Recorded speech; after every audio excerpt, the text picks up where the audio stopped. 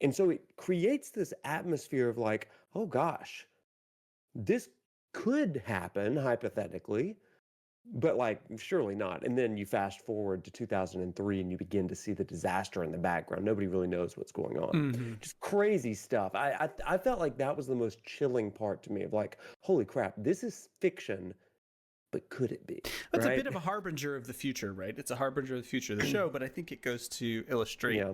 what it looks like. Most of the challenges that we approach as a society, we have some awareness of. We're Yeah. rarely blindsided by the idea, but as a society, what are we doing about it is an Right. interesting question. Great question. Great question. So we begin to see this play out in the day-to-day lives of some of these main characters. And so we've got Joel Miller and his daughter Sarah and Joel's younger brother Tommy. And this is kind of the core cast of this first episode, or at least the first half of this first episode. You got this family unit that's striving, and it's Joel's 36th birthday at this point. And so, just a day in the life. But as you said, disaster is just like all around.